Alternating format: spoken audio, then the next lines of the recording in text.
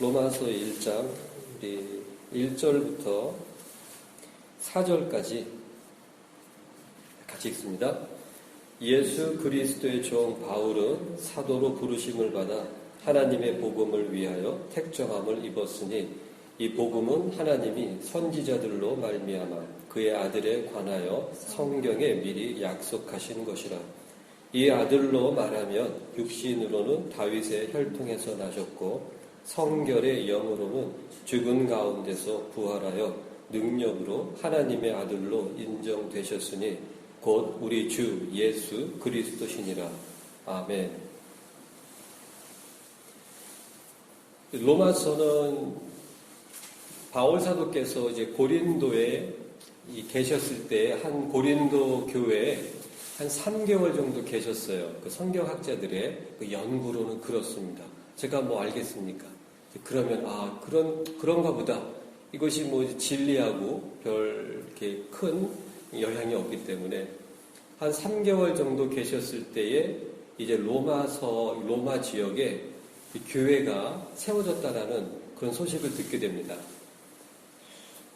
제가 이제 전에도 말씀드렸기 때문에 아시는 바겠지만 바울 사도께서 이제 서신을 보낸 지역이 로마에도 보내시고 갈라디아 교회도 보내시고 그리고 빌립보 교회도 보내시고 에베소 교회도 보내시고 그런 다음에 이제 골로새 교회도 보내셨어요. 골로새 교회는 바울을 따랐던 그 제자이면서도 동역자였던 에바브라가 이제 세운 교회입니다. 그래서 바울 사도께서 직접 세우지 않은 교회 중에 서신을 보낸 곳은 이제 골로새 교회가 있고 그리고 이제 이 로마 교회인 것입니다.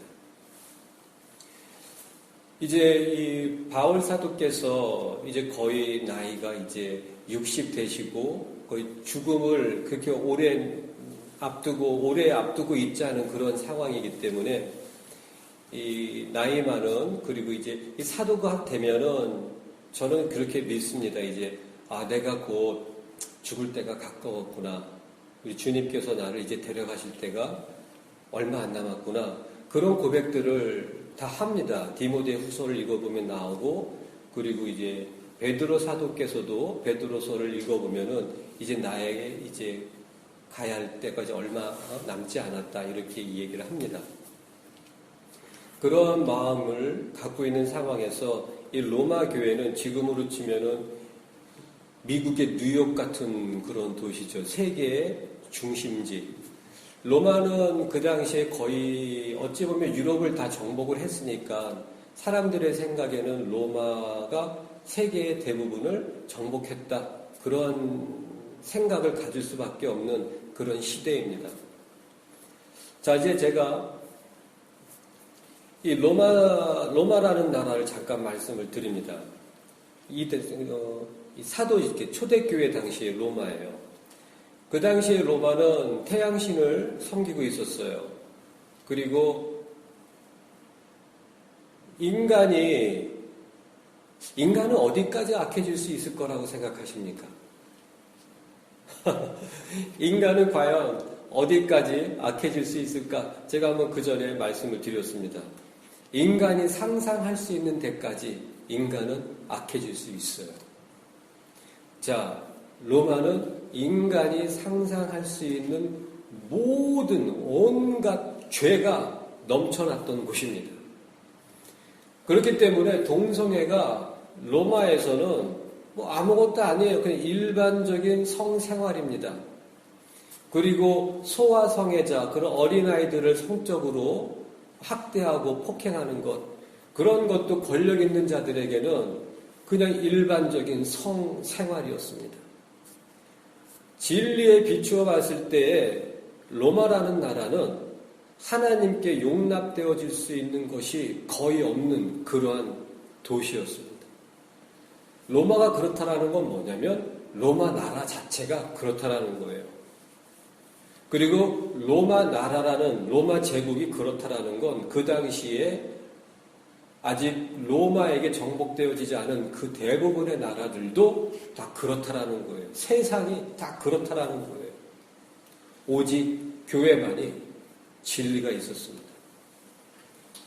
그렇기 때문에 바울 사도께서는 디모데전서에 보게 되면은 교회가 진리의 기둥이며 터이니라. 오직 교회만이 참 사람으로서 살아야 할 그 기준과 그리고 그 원칙이 지켜지는 곳이었습니다.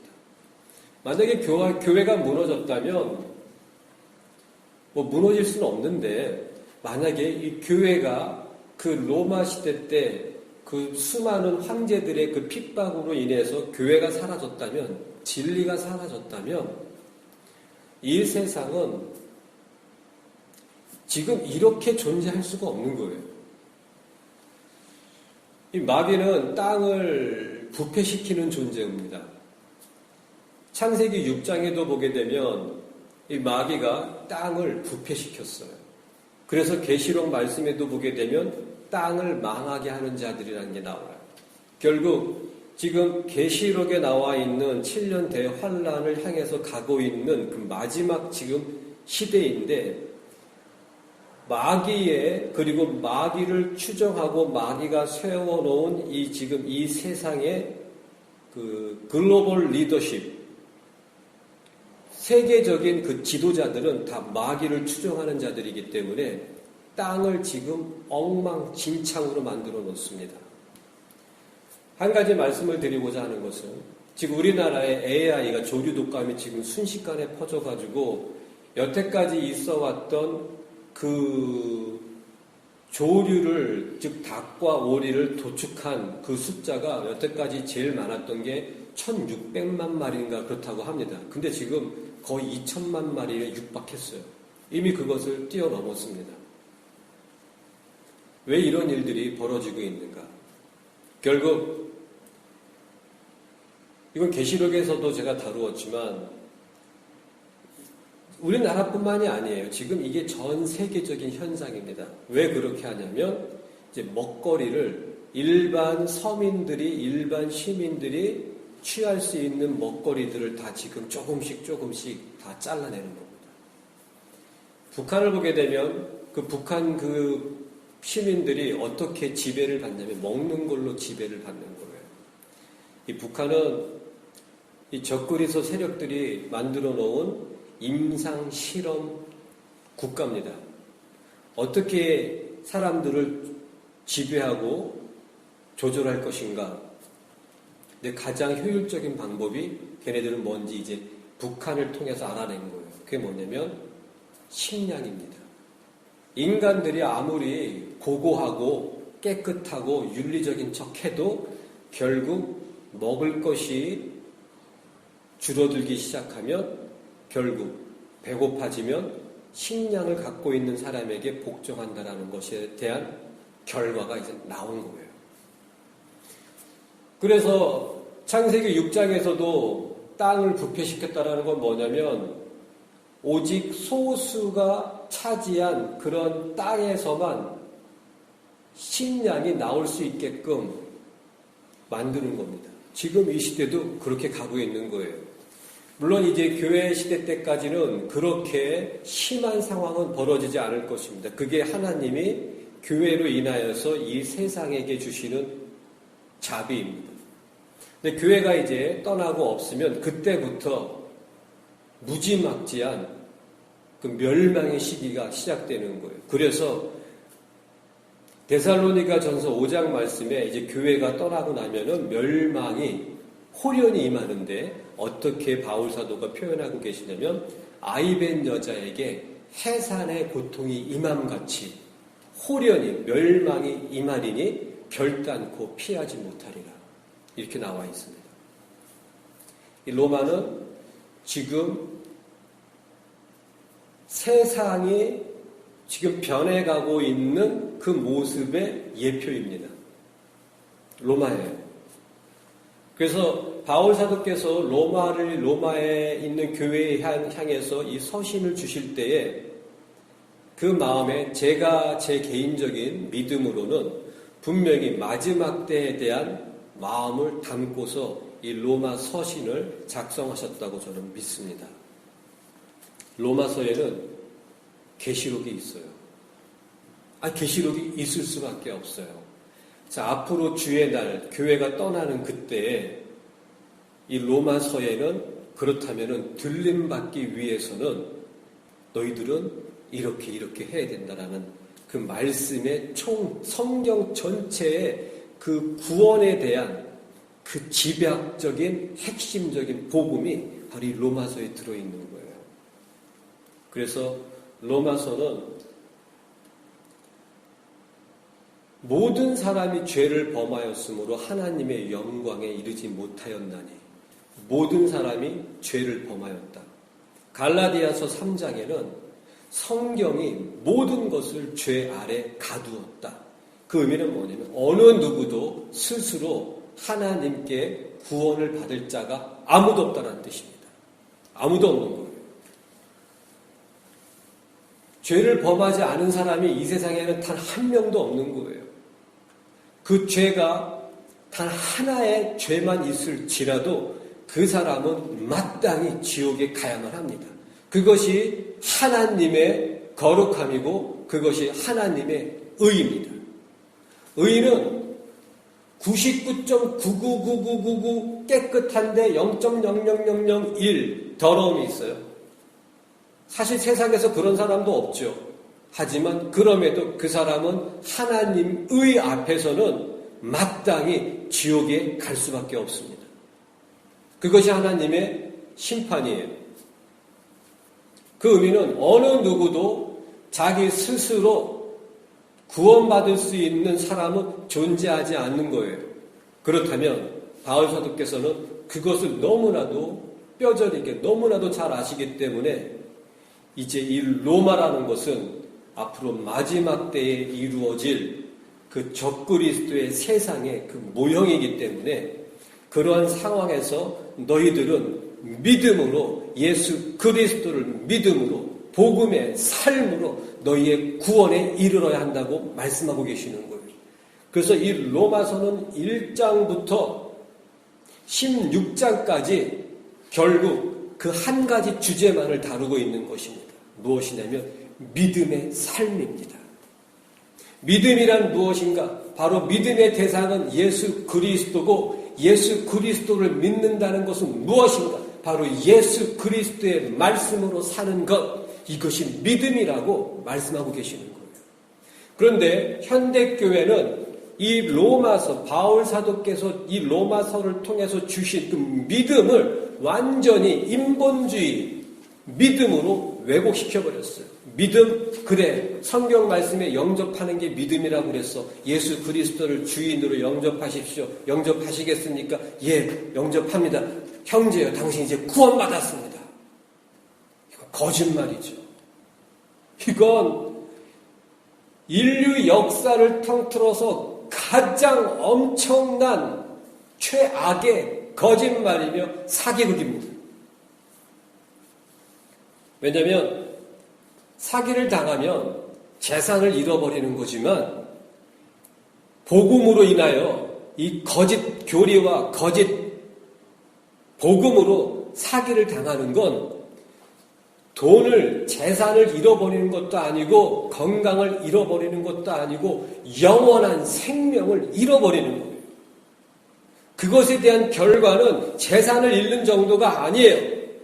영원토록 끝이 없는 지옥으로 들어가는 거예요. 들어가면 나올 수가 없는 그곳, 끝이 없어요. 우리가 예수를 믿기 위해서 예수의 말씀으로 살기 위해서 이 세상을 정직하고 깨끗하고 거룩하게 살기 위해서 살아야 하기 때문에 세상적인 불이익을 당할 때가 많지만 그래요. 배고프고 궁핍해요.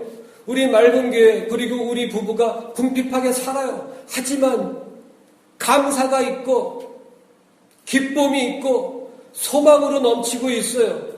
세상 것은 부족하지만 하늘의 것으로는 우리에게는 충만함이 있어요. 그렇기 때문에 이 세상에서의 어려운 삶을 살지라도 우리는 영원한 삶을 선택하는 그 이유가 뭡니까? 약속이 있기 때문이 아니에요. 약속이 있는 거예요. 바울 사도가 바로 이 로마서를 통해서 그걸 말씀하고 계시는 거예요. 잠시 받는 환난에 경한 것이 지극히 크고 영원한 영광에 중한 것을 우리에게 이루게 함이니라. 믿음으로 사는 삶은 이 세상에서 인간적으로 어려운 삶이에요. 그런데 말씀이 성품이 되어지면 되어질수록 쉽고 가벼워지는 거예요. 왜냐하면 새 삶이 환경이 변하기 때문에 아니에요. 삶과 환경은 그대로일지라도 아니 더 열악해질지라도 우리 안에 천국으로 더 충만해지기 때문에 그러한 모든 어려움을 감당하는 것이 더 쉬워지고 더 가벼워지는 거예요. 결국 나의 환경과 상황을 변화시켜 주시는 것이 아니고 나를 변화시켜 주시는 게 은혜인 것입니다. 어떤 우리의 그 신학의 선배가 이런 얘기를 했어요. 세상은 예수 믿는 자를 거부한다. 좋다. 나도 세상을 거부한다. 이게 믿음이에요. 바울 사도가 바로 그러한 고백을 하고 계시는 거예요. 무엇입니까? 십자가 외에 내게 결코 자랑할 것이 없나니 예수 그리스도로 말미암아 세상이 나에 대하여 십자가에 못 박혔으며 나도 또한 세상에 대하여 그러하도다. 예수 그리스도로 말미암아 내가 세상을 십자가에 못 박았고 예수 그리스도로 말미암아 나 또한 세상을 향하여 나를 십자가에 못 박았노라. 이것이 믿음의 삶입니다. 이것이 예수를 믿는 믿음의 삶입니다. 고백이라는 것이 바로 그 삶이 따라주는 것이 고백인 거예요. 그저 말뿐인 그런 신앙은 결국 다 거짓말에 속고 있는 것이죠. 로마서 1장에 말씀을 보시기 바랍니다. 1절 보게 되면 예수 그리스도의 종 바울은 예수 그리스도의 종 예수 그리스도의 종 믿음의 삶은 예수 그리스도의 종의 삶을 사는 거예요. 예수가 우리의 주인이 되므로 그 의미는 무엇입니까? 우리는 예수의 종이 되는 거예요. 이렇게 한번 생각해 보면 어떻겠습니까? 대한민국에서 대통령으로 사는 것과 천국에서 하나님의 집에 문지기로 사는 것과 어떤 게 더 좋을까요? 비교할 수 없는 거예요. 그런데 세상이 있는 사람, 세상을 원하는 사람은 그냥 차라리 조그만 나라에서 내 마음대로 대통령 돼가지고 왕이 돼가지고 내 마음대로 사는 게 낫지. 저 천국에서 문지기가 되면은 하나님 눈치 봐야지. 그거 이렇게 어렵게 살아. 어리석은 거예요. 자유가 뭔지를 모르는 거예요. 기쁨이 뭔지를 모르는 거예요. 이 세상에서의 그 기쁨은 끝이 있어요. 좋은 음식 먹어도 한두 달 먹어보세요. 지겹습니다. 좋은 장소를 놀러 갑니다. 몇 개월 계속 가보십시오. 지겹습니다. 어떤 목사님이 이러한 간증을 한 걸 제가 기억이 납니다. 그 폴버셔 목사님인데 그분이 이제 그 남미 쪽에 선교를 하러 이제 처음 가실 때 그 선교지를 이제 처음 가는 상황에서 어떤 먼저 거기서 선임하고 계시는 목사님이 이 목사님을 데리러 온 거예요. 그 차를 타고서 이제 열 몇 시간을 간다고 합니다. 이제 산을 넘어가는데 1시간, 2시간째 계속 올라가고 있는 거예요. 몇 시간을 올라가고 있는 거예요. 몇 시간을 계속해서 산을 타고 올라갑니다. 그러니 이제 그 선임 목사님이 이러시는 거예요.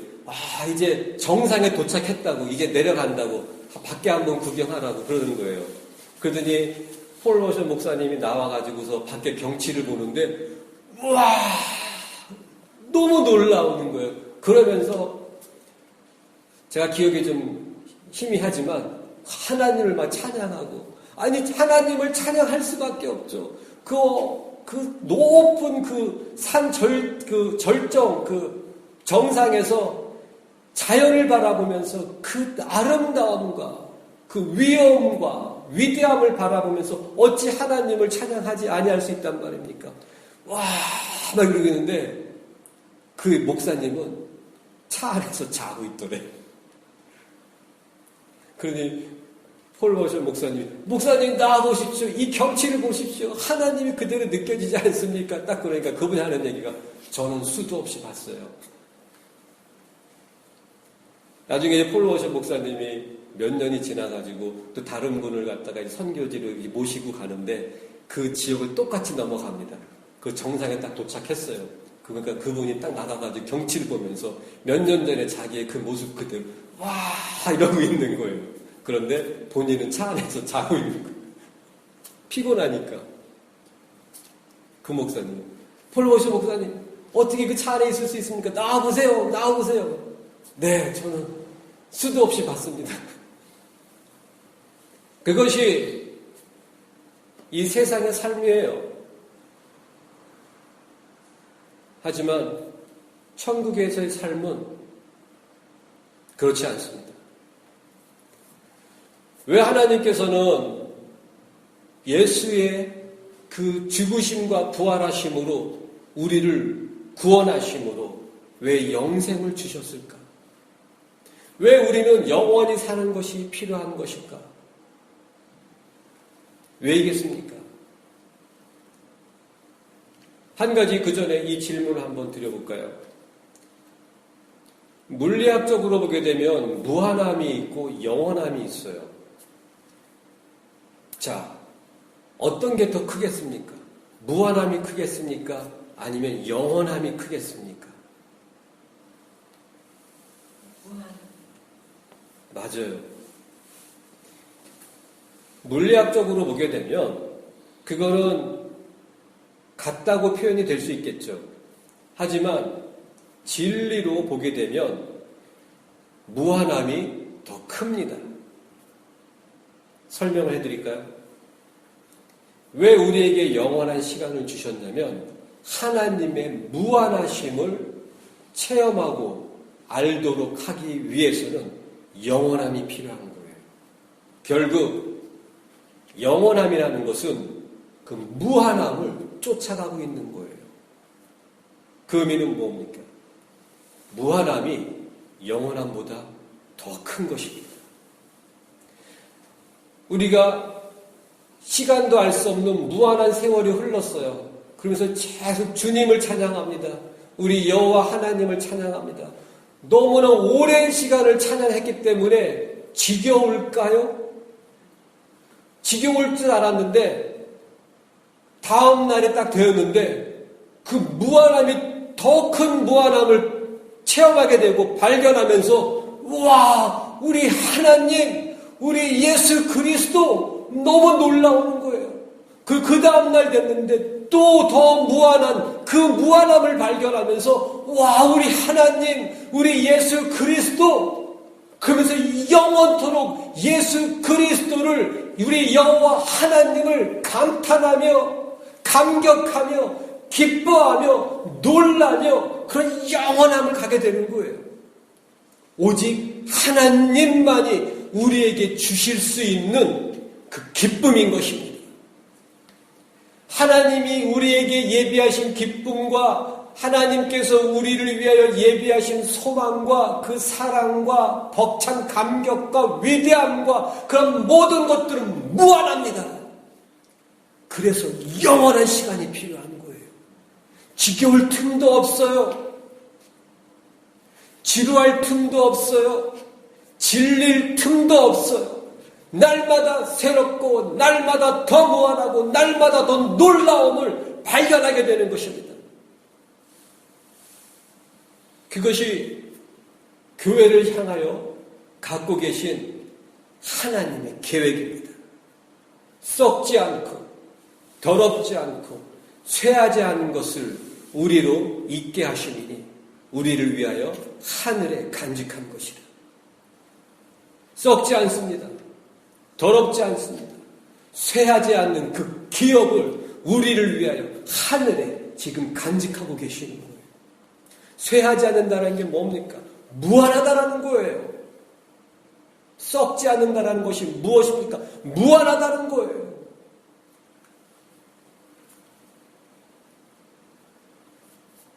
하나님께서 우리를 위하여 예비하신 계획이 그런 거예요.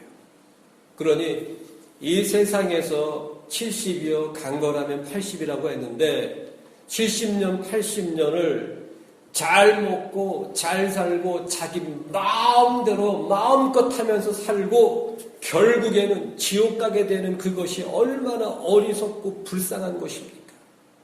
하루에도 몇 번씩 기도하게 되는 거예요. 주님, 이 세대는 깨끗함보다는 경건한 것보다는 공의보다는 쾌락과 기쁨과 행복과 육체적인 즐거움을 선택한 세대입니다. 하나님 앞에 용납되어질 수 있는 것이 단 한 개도 없는 그런 세대가 되어버렸습니다. 정말 이 세대에게 남은 것이 있다면 정말 이 세대를 향하여 하나님께서 남겨두신 한 가지가 있다면 그것은 오직 진노뿐입니다. 하나님, 정말 이 세대를 불쌍히 여기소서. 왜냐하면 너무나도 불을 보듯이 뻔하게 보이기 때문에 그들에게 남아있는 것은 오직 진노뿐인 거예요. 하나님의 진노하심만이 남아있는 거예요.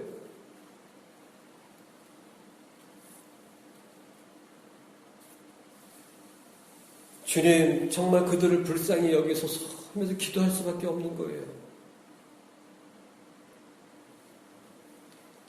바울 사도께서 그러한 마음으로 이 로마서를 쓰신 거예요. 이 로마서 안에는 계시록이 담겨져 있습니다. 오늘은 여기까지 하도록 하고요. 계속해서 이 로마서를 보면서 좀 계시록과 연관시켜서 그리고 휴거와 마지막 때와 연관을 해서 로마서를 매주 수요일 날 한번 말씀을 전하도록 하겠습니다. 기도하겠습니다. 주님, 감사합니다. 감사합니다, 주님.